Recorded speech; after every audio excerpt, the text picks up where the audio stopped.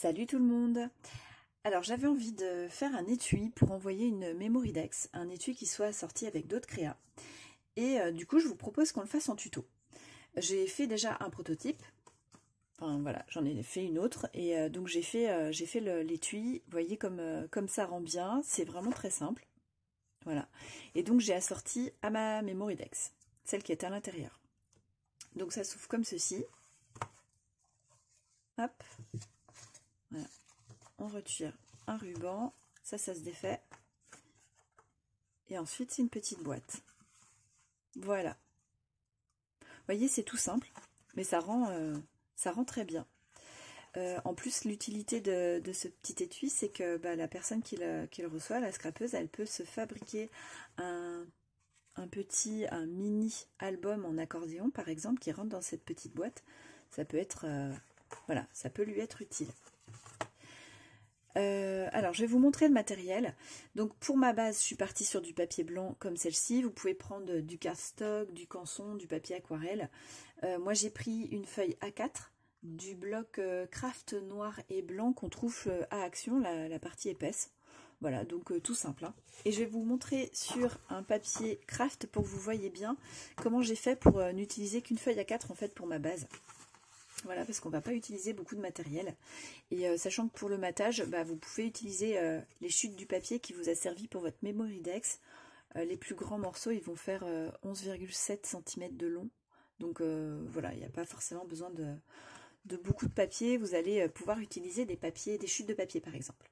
Alors, je vous montre comme je l'ai positionné sur mon papier pour le découper. Donc il vous faut un papier qui fasse 21,25 de long et 13,5 cm de haut.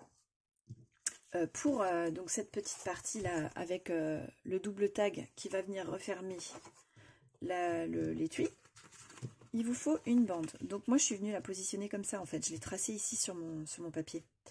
Alors la bande, il faut donc une bande de 5 cm de large pour une longueur de 19,2 cm de hauteur. Voilà, donc vous découpez ça. Et après je vais vous donner donc les mesures où marquer vos plis. Donc j'ai fait pour que ça corresponde à, vous avez dû le voir dans l'étui, à une Memoridex assez large, parce que voilà, des fois on rajoute de la déco en largeur, donc j'ai mis pour qu'il y ait un petit peu de marge.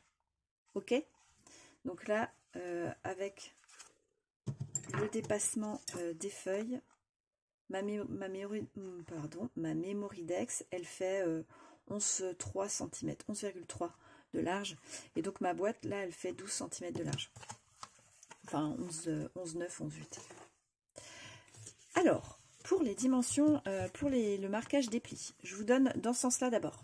Donc on part sur la longueur de 21,25, il va falloir marquer un premier pli, donc moi je l'ai déjà fait, je ne sais pas si vous allez le voir, je vais essayer peut-être de me rapprocher, ouais voilà. Alors j'ai fait un premier pli à 0,75. Un deuxième pli alors à 10,25, un troisième à 11 et le dernier à 20,5 cm. D'accord? Donc à marquer. Ensuite, on tourne dans ce sens-là sur la largeur de 13,5 cm. Et là, vous allez marquer les plis à, alors est-ce que vous voyez, 0,75 et 12,75. Voilà. Donc là aussi, vous pouvez marquer vos plis directement.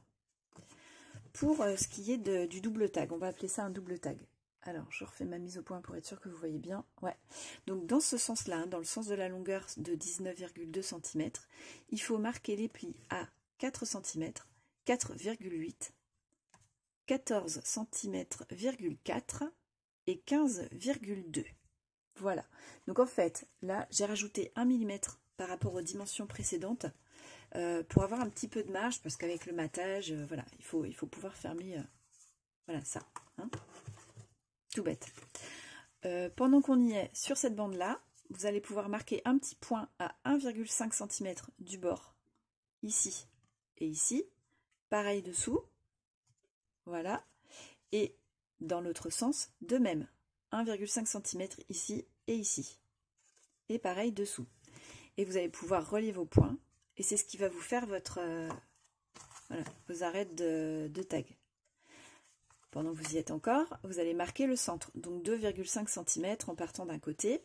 Vous faites 2 petits traits et vous tirez un trait très léger. Et ça va vous permettre de centrer en fait votre perforation pour passer votre ruban. Voilà, comme ça vous avez fait tous vos marquages, vous n'avez pas besoin d'y revenir. Ensuite, je vais vous montrer où on va faire la découpe. Alors, pour la découpe, je vérifie que j'ai bien... Ouais, que vous voyez bien ce que je fais. Donc, on va découper ici, la même chose en face, et ici. Tac. Donc, moi, je les fais tout en face. On peut les faire en quinconce, enfin, voilà. Alors, est-ce que... Ouais. C'est pas facile la mise au point sur papier blanc. Hop. Je vais essayer de pas trop bouger. Voilà. Et voilà.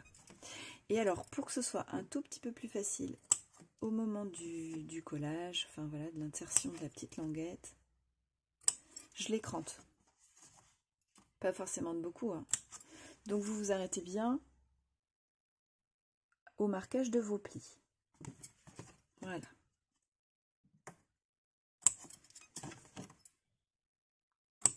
Hop. Et le dernier. Voilà. Tout simple. Là, je tape dans le trépied. Maintenant, avant de faire le pliage et le collage des petites languettes, il vaut mieux faire le matage d'abord, hein. Ça c'est beaucoup plus fluide, beaucoup plus simple quand on fait comme ça. Alors j'en profite pour effacer mes petits marquages. Hop. Là j'ai pas fait. On va le faire ensemble.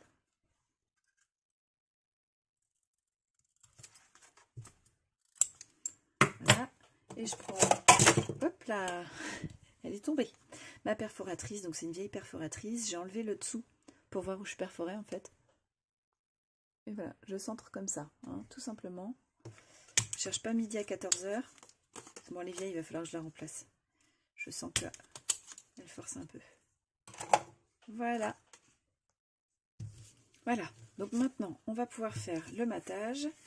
Alors, j'ai déjà fait mes petites découpes et je vais vous donner les dimensions. Je pousse ça sur le côté. Donc, pour... je vais prendre la boîte pour vous montrer en même temps. Voilà. Pour votre partie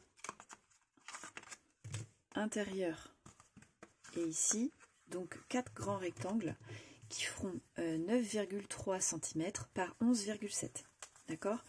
Donc ça c'est pour les grands rectangles. Et ensuite, moi je vous conseille pour vos bordures de faire des bandes dans votre papier de 6 mm d'épaisseur et ensuite de découper à la longueur qu'il vous faut. Donc moi sur du papier A4 noir ici, j'avais fait je crois 6 bandes, quelque chose comme ça. Alors il vous faudra en grande bande 2 pour l'extérieur et 3 pour l'intérieur.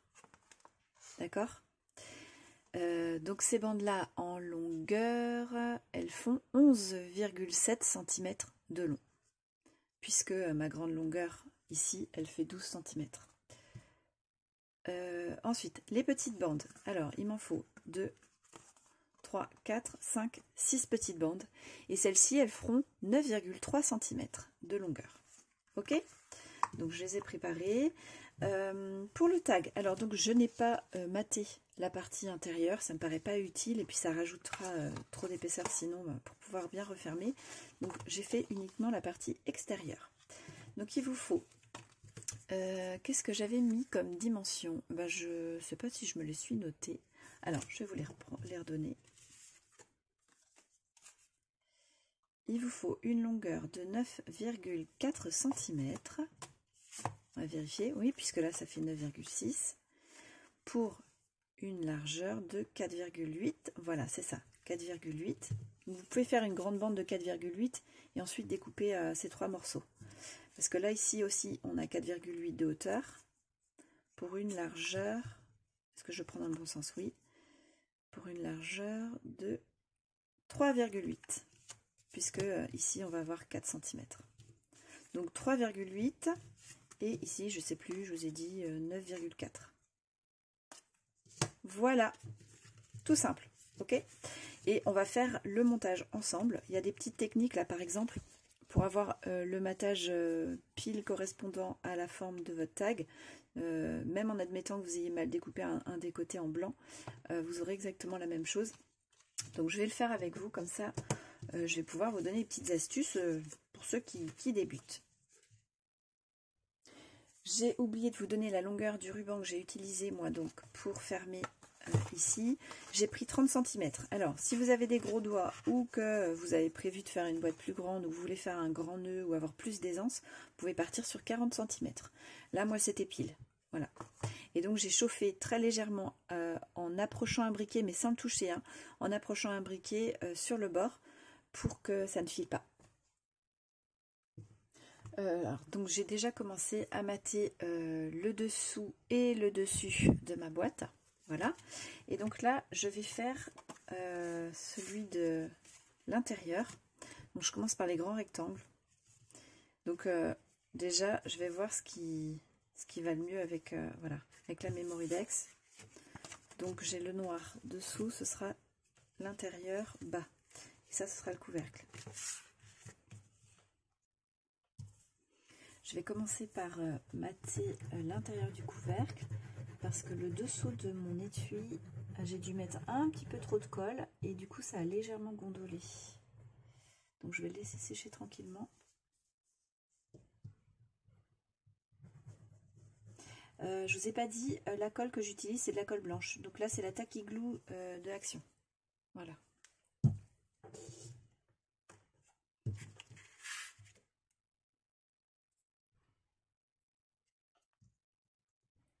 Ce que je vous conseille de faire avant de commencer votre matage, c'est d'abord de vérifier en posant en fait un de vos rectangles sur l'intérieur comme ça, de vérifier que vous êtes bien au niveau des dimensions, que ça fonctionne, que vous n'avez pas un problème.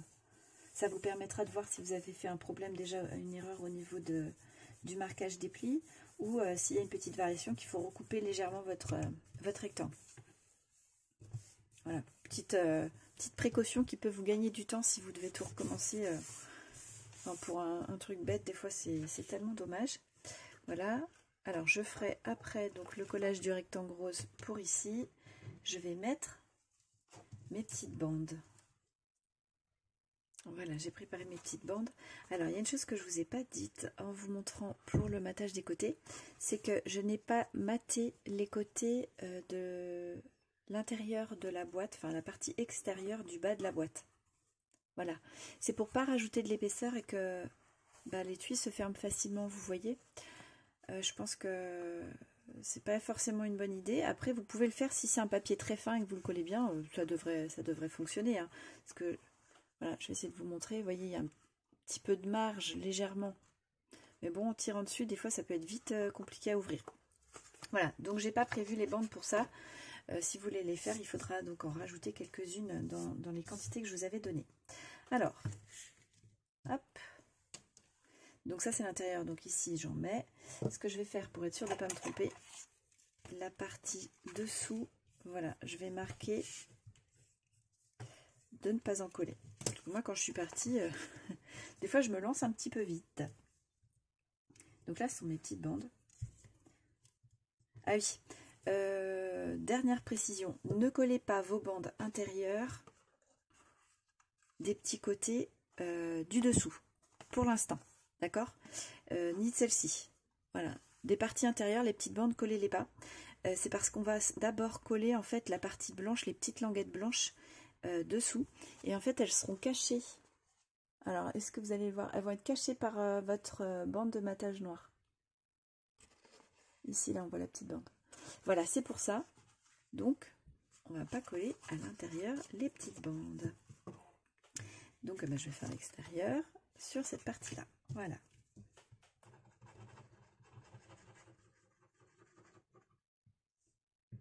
Pour pas que vous ayez de difficulté aussi à fermer votre boîte, mettez bien de la colle sur les extrémités, enfin les coins en fait, les coins de ces petites bandes là.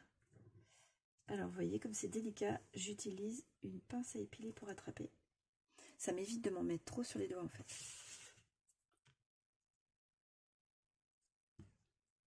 Voilà.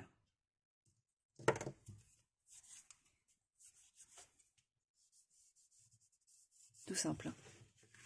Donc je vais en faire plusieurs, je vous reprends après. Voilà, donc là j'ai collé donc les bandes qui vont à l'extérieur. On a dit sur la partie du dessous, on n'en met pas. Voilà.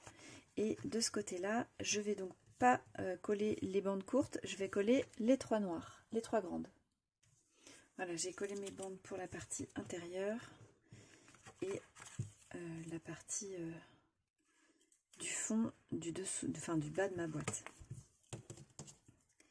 Donc pour que les angles ne bougent pas, hop, je vais mettre ça. Là, je vois que j'ai un débord de colle. Voilà, on va laisser ça juste 30 secondes, le temps que les coins se prennent bien en fait. Pendant ce temps, on va mater le double tag. Alors, je vais vous montrer ma petite technique. Ouais. Donc, vous voyez que j'ai donc là les 2 petites parties blanches. Donc, je vais venir le mettre dans l'autre sens. Donc ça, c'est ma partie extérieure du tag. Hein. Donc, je le pose dessous. Je vérifie que vous ayez la bonne mise au point. Je le pose dessous. Je le mets donc légèrement en décalage, puisque c'est le matage, il est un petit peu plus... pour la mise au point, voilà. Il est un petit peu plus court sur les côtés. Voilà, je le pose à ras du haut de mon tag en haut. Voilà, comme ça. Et là, je vais juste tracer au crayon de bois les 2 angles et marquer, voilà, marquer ma perforation. Alors, je ne fais pas tout de suite ma perforation, je la ferai une fois que ce sera collé. Moi, je perfore en 2 fois parce que j'ai une perforatrice qui est peut-être pas très performante, justement, mais vous pouvez le faire, tout d'un coup. Là, j'aurai moins d'épaisseur en fait, donc ça fonctionnera mieux. Et donc, je me baserai bien sur ce que je verrai ici pour perforer et non pas ici. Donc ça, à la limite, c'est peut-être même pas utile. Je vous l'ai peut-être fait faire pour rien. Et voilà, ça tombe parfaitement. Vous voyez? Hop. Donc, je vais laisser sécher un petit peu. Là, j'essuie la colle qu'il y a dessous. Et je vais faire l'autre côté et mettre la grande partie. Et donc, je vous reprends après. Voilà. Alors, ça, c'est sec. Hop. On va perforer ça. Donc, comme je vous disais, hein, mon repère, c'est la perforation que j'avais déjà faite, vue de dessous. Alors, si ma perfo veut bien prendre mon papier. Voilà, j'ai réussi à le faire hors caméra. Donc là, notre double tag, il est prêt, il n'y a plus rien à rajouter. Alors, maintenant pour ça. Donc, on va pouvoir marquer nos plis et je vais vous montrer comment coller vos petites languettes. Alors, pour ici, moi j'avais souhaité en fait avoir vraiment un effet boîte pour le dessous avec un couvercle qui se rabat. Sauf que je vais vous montrer un petit défaut. Alors après, c'est chacun qui voit comme il préfère. Alors, je vais vous faire voilà la mise au point. Ça donne en fait que ici, ça se relève légèrement parce que la languette, elle n'est pas collée dessus. Alors, c'est l'effet naturel du fait qu'il n'y ait pas la languette qui retienne ça. Voilà. Donc, je pense que pour avoir une jolie boîte, il vaut mieux mettre cette languette là collée vers le dessus du couvercle et non pas vers le dessous. Alors on n'aura pas cet effet jolie boîte fermée pour le dessous qui me paraissait bien, par exemple si on veut faire un mini album accordéon dedans, mais bon, c'est pas gênant non plus. Et donc ça, ce sera comme ça pour le dessous finalement, quand on aura collé la languette là. Voilà, ça donnera ça. Et c'est pas grave. Mais c'est vrai que l'effet sera quand même plus joli que ce petit... voilà, cette petite chose. Après, à moins qu'on souhaite mettre le grand tag de haut en bas et non pas de droite à gauche, et qui se referme comme ceci. Et là, dans ces cas-là, elle retiendra et ça posera pas de problème. Ok? Alors, donc, je vais vous montrer ça. Je me l'ouvre pour pas vous dire de bêtises et reprendre ça en repère. Alors, pour le collage, donc, je vais vous montrer le dessous. Ah bah voilà, j'étais à l'envers. Ça, c'est mon dessous de boîte. Ok? Comme ici. C'est mon dessous. D'accord? Donc, hop. ici et ici, vous allez rabattre et coller. Hop, je vais faire une petite croix. Votre languette ici et ici. Donc vers l'intérieur, on est bien d'accord. Hein. Ensuite, comme ça, c'est votre dessous. Ce que je vous expliquais là pour la petite languette, bon pour le rabat qui dépasse un peu. Donc cette languette là, pour éviter ça, vous allez la coller ici. Alors que moi sur le prototype, je l'avais collée à droite. Vous allez coller ici et ici. Voilà. Et ici, les deux petites languettes là, vous allez coller sur les grandes, celles d'à côté, tout simplement. Alors, mise au point, voilà. Ok, c'est pas bien compliqué. Alors, surtout, veillez à avoir un bel angle droit, comme ça. Voilà, un angle droit le plus précis possible quand vous collez, parce que c'est de ça que dépendra aussi la bonne fermeture de votre étui. Voilà. Alors, je vais en faire un avec vous, et puis après, je ferai le reste hors caméra. Donc, moi, je les fais vraiment un par un. Donc, déjà, je fais à l'envers. Je mets ma colle sur ma petite languette. Hop.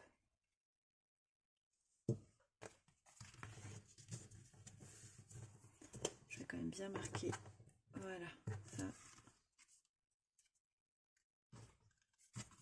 J'ai pas bien marqué mes plis. J'aurais dû le faire avant. Alors, je vais le faire partout. Je vais mettre de ma petite règle, mon petit réglé, c'est parce que ça me permet de faire un pli vraiment droit. Voilà, parce que parfois on fait gondoler un petit peu son papier en faisant ça. Tac, et voilà. Alors, je fais mon collage.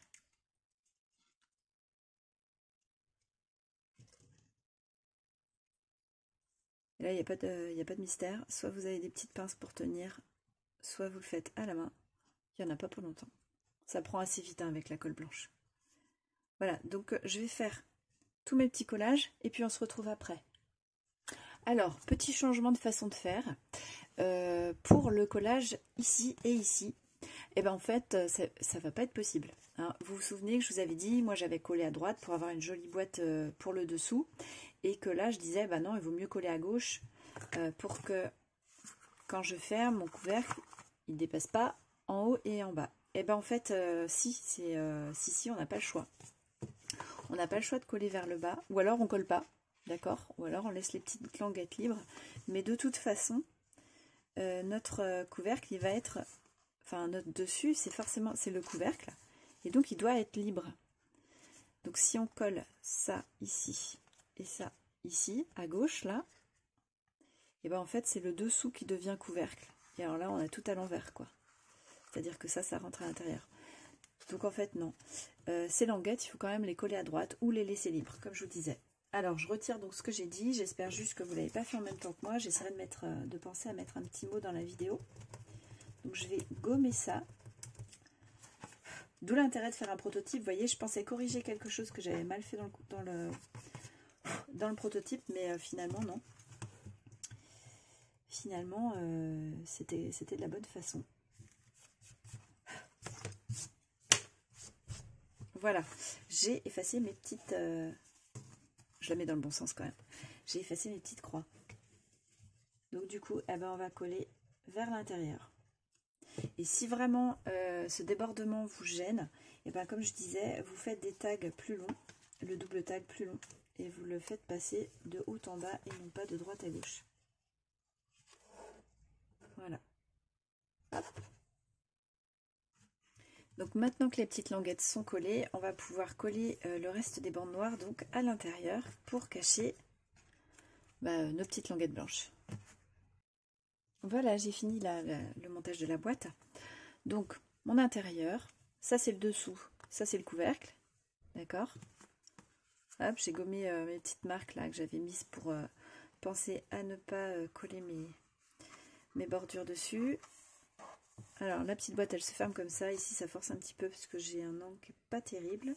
Je vais voir si je vais arriver à rattraper ça. Voilà, pas mal hein. Hop, bon, on va mettre la Memorydex dedans hein. Voilà, pour vous montrer le résultat. Alors je la mettrai sans doute dans une pochette. Je vais voir, je la fixerai avec du masking tape, quelque chose comme ça, pour pas abîmer le fond et que ce soit réutilisable. Hop. Et il nous reste à mettre le ruban. Alors moi je m'étais sélectionné 2 petits rubans. Alors j'ai un petit peu de jeu là. Voilà. Je vais retravailler un tout petit peu mon pli pour agrandir. En fait, de pas grand chose, hein, je vais décaler un tout petit peu mes plis pour donner de la souplesse. Ça va surtout donner de la souplesse aux plis en fait de mon tag, pour essayer qu'ils suivent bien la forme de ma boîte. Ouais, voilà, c'est mieux. Hop.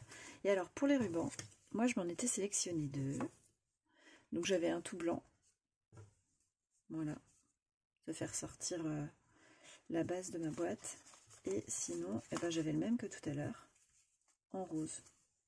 Alors ça va peut-être faire too much, je sais pas. Ici, ici ça allait bien parce que j'avais du noir. Je vais peut-être partir sur du blanc. Alors, il me faut un peu plus que 30 cm. Hop, voilà.